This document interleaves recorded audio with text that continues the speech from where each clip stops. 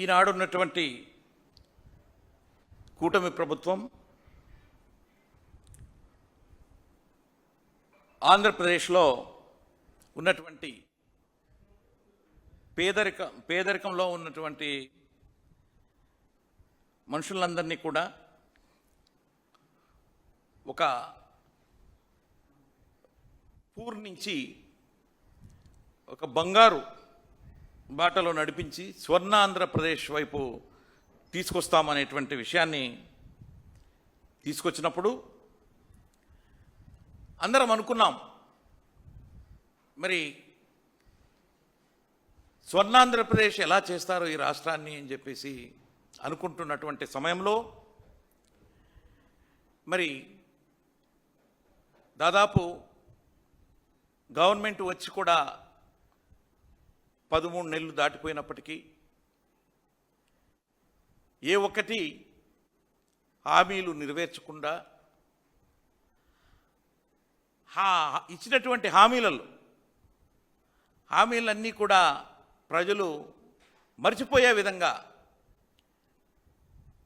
Side track చేసే విధంగా మరి ఈరోజు ఉన్నటువంటి గవర్నమెంటు ప్రవర్తిస్తూ మరి ఏ విధంగా కూడా సంబంధం లేనటువంటి ఉద్యోగ వ్యవస్థ ఈ P4 అనేటువంటి ఏదైతే తీసుకొచ్చారో ఆ P4కి ఉద్యోగులకి కానీ ఉపాధ్యాయులకు కానీ ఎలాంటి సంబంధం లేదు.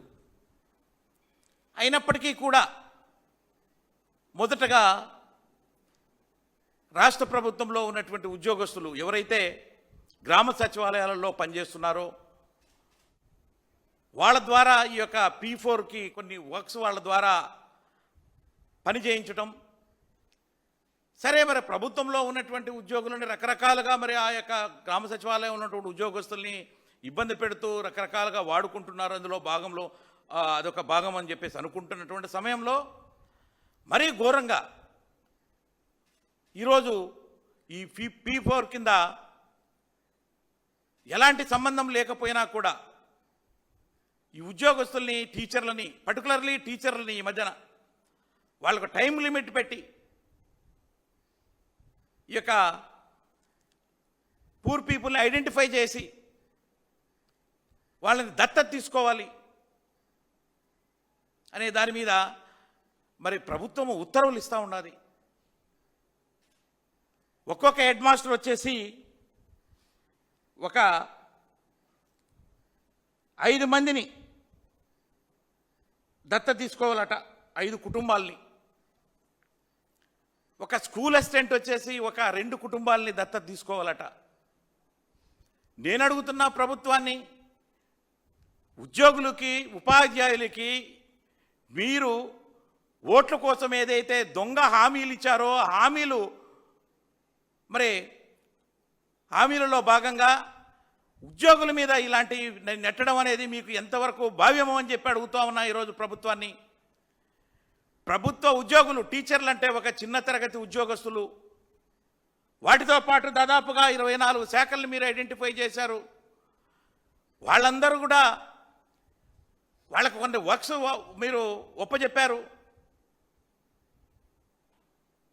ఎవరైతే మరి ఈ శాఖల ద్వారా మీరు సంపన్నంగా ఉండేటువంటి వాళ్ళని ఐడెంటిఫై చేసి వాళ్ళ ద్వారా ఈ బంగారు కుటుంబాలు ఎవరైతే వాళ్ళకి ఆ పూర్ పీపుల్ని కొంచెము ఆర్థికంగా డెవలప్ చేయాలనుకుంటున్నారో వాళ్ళని దత్తత తీసుకునే విధంగా చేయడానికి అని చెప్పేసి వాళ్ళని ముందు మీరు ఐడెంటిఫై చేసినట్టు చేసి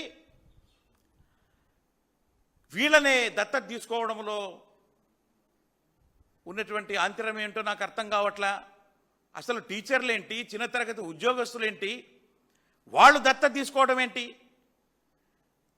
వాళ్లకు ఇస్తున్నటువంటి జీతాలు మీరు అంతంత మాత్రమే, ఆ జీతాలలో వాళ్ళకు రావాల్సినటువంటి వాళ్ళ సొమ్మే ఇంతవరకు ఇవ్వట్లేదు. మీరు రావాల్సినటువంటి డిఏలు 4 డిఏలు పెండింగ్ ఉన్నాయి, డిఏలు ఇవ్వట్లేదు మీరు సకాలంలో. పిఆర్సీ ఇవ్వట్లేదు, మధ్యంతర భృతి ఇవ్వట్లేదు, పిఆర్సీ అరియర్సీ ఇవ్వట్లేదు, రిటైర్మెంట్ బెనిఫిట్ ఏమి ఇవ్వట్లేదు. దాదాపుగా ఈ రోజున మీరు ఉద్యోగస్తులకి పెన్షనర్లకి 25,000 కోట్ల రూపాయలు ఉద్యోగస్తుల యొక్క సొమ్ము ప్రభుత్వం ఇవ్వకుండా మరి కాలయాపన చేస్తూ ఉన్నది అని చెప్పేసి కూడా నేను ఈ సందర్భంగా తెలియజేస్తున్నా. వాళ్ళకి రావాల్సినటువంటి సొమ్ము మీరు ఇవ్వకుండా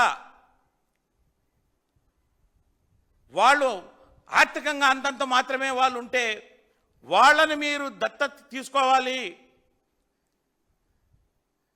అది కూడా నిర్బంధంగా మీరు ఎలా ఇస్తారంటే ప్రభుత్వం ఉత్తర్వులు మీకు ఎవరిచ్చారా రైటు? కలెక్టర్ ఆ డిఈఓ ఇస్తాడు, basing on the collector instructions I'm following అని. కలెక్టర్ ఏ అథారిటీతో ఇస్తున్నారు?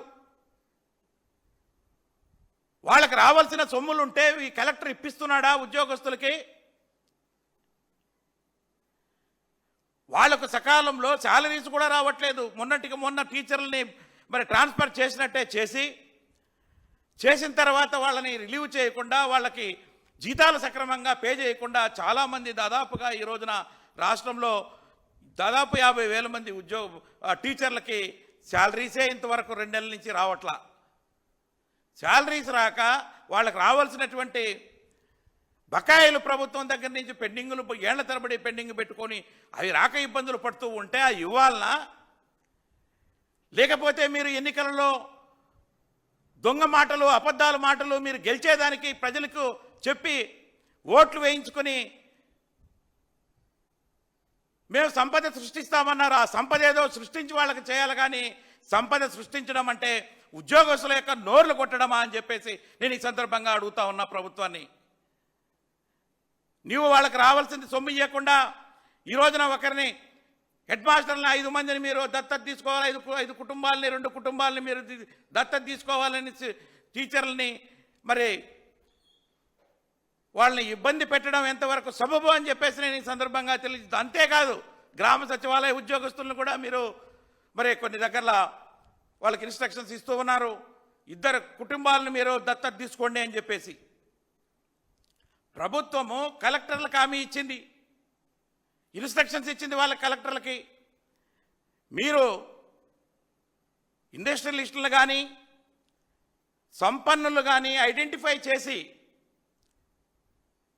వాళ్ళ ద్వారా ఆ బంగారు కుటుంబీకులను దగ్గర తీసుకుని వాళ్ళను బాగు చేసే కార్యక్రమాన్ని చేపట్టండి అంటే కలెక్టర్లు చేసే పని ఇదా అని చెప్పేసి నేను అడుగుతున్నా. మీకు ఈజీగా దొరుకుతున్నది ఉద్యోగస్తులా అని అడుగుతున్నా.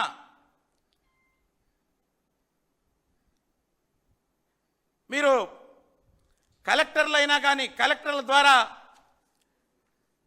మరి ఉద్యోగస్తులకైతే ఇచ్చారు కానీ ఇన్స్ట్రక్షన్స్, అదేవిధంగా మరి వేరే ఇండస్ట్రియలిస్టులు కానీ సంపన్నులు కానీ ఐడెంటిఫై చేసి వాళ్ళను ఇగోనయ్యాను ఇంతమంది ఇన్ని కుటుంబాలను దత్తత తీసుకో అని చెప్పేసి వాళ్ళకి ఒక పని పెట్టినప్పుడు ఆ యొక్క సంపన్నులు కానీ ఇండస్ట్రియలిస్టులు కానీ ఏదైనా ఫ్యూచర్లో తప్పు చేసినప్పుడు ఈ కలెక్టర్లు వాళ్ళ మీద యాక్షన్ తీసుకోగలుగుతారా అని చెప్పేసి నేను క్వశ్చన్ చేస్తా ఉన్నా.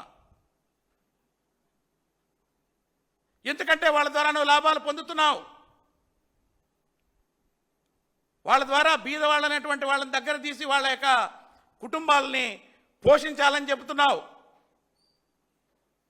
చెప్పినప్పుడు వాళ్ళు చేసినటువంటి తప్పిదాలను నువ్వు ఏ విధంగా వాళ్ళని రక్షిస్తావు? ఖచ్చితంగా వాళ్లకు నువ్వు సపోర్ట్ చేయాల్సి వస్తుంది. ఆ కలెక్టర్ల చేత ఈ రోజున ప్రభుత్వం తప్పులు చేయించేదానికి ప్రయత్నం చేస్తున్నదా అని చెప్పేసి కూడా నాకు అనుమానం కలుగుతూ ఉంది.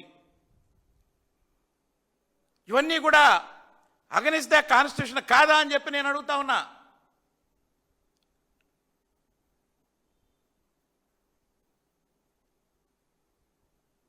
ఒక బెనిఫిషరీని ఐడెంటిఫై చేసి ఆ బెనిఫిషరీ ద్వారా బలవంతంగా ఏమండి ఎప్పుడైనా చూసాం మనం, ఎన్నో తరతరాలుగా మనం చూస్తూ ఉన్నాం. బాగా ఫైనాన్షియల్గా ఉండేవాళ్ళు, దయాదాక్షిణ్యాలు ఉన్నటువంటి వాళ్ళు, మానవత్వం ఉన్నటువంటి వాళ్ళు బీద కుటుంబీకుల్ని దగ్గర తీసుకొని దత్తత తీసుకొని చదివించినటువంటి రోజులు, వాళ్ళకు ఉద్యోగాలు ఇప్పించినటువంటి సంఘటనలు, వాళ్ళ కుటుంబాలు పోషించినటువంటి సంఘటనలు మనం చూసాము ఎప్పటి నుంచో. అయితే ఈరోజు అది కాదు. ప్రభుత్వం వాళ్ళ మెహర్బానీ కోసం మరి ప్రభుత్వం ఈ రోజున ఈ యొక్క కార్యక్రమాలన్నీ కూడా కొత్త కొత్త కార్యక్రమాలు, ఈ P4 అంట. ఈ P4 అనేది ఎవరికీ తెలియదు. ఇవన్నీ కూడా తీసుకొచ్చి ఇవి ఎవరైతే ముందుకొస్తారో, నేను ముందుకొచ్చి నేను బీదవారిని ఆదుకుని వాళ్ళని దత్తత తీసుకొని వాళ్ళకి సహాయం చేసి వాళ్ళ కుటుంబాన్ని పోషిస్తాను, అన్ని విధాలా ఆదుకుంటాను అని చెప్పేసి వాళ్ళు వచ్చినప్పుడు వాళ్లకు దత్తత ఇవ్వాల్సిందే. కానీ బలవంతంగా ఇదిగో నువ్వు ఇన్ని కుటుంబాలను తీసుకొని దత్తత వాళ్ళను చూడాల్సినటువంటి బాధ్యత నీది అంటే నాకేంటి బెనిఫిట్ అని చెప్పేసి ఈ రోజు ఉన్నటువంటి సంపన్నులు కానీ, ఇండస్ట్రియలిస్టులు కానీ, అదర్స్ కానీ, రేషన్ డీలర్స్ను ఇలాంటి వాళ్ళని ఐడెంటిఫై చేయమంటున్నాడు. రేపు రేషన్ డీలర్ తప్పు చేస్తే ఏ విధంగా కలెక్టర్ వాళ్ళ మీద చర్య తీసుకుంటాడు అని చెప్పేసి కూడా నేను ఈ సందర్భంగా ప్రభుత్వాన్ని క్వశ్చన్ చేస్తూ ఉన్నా.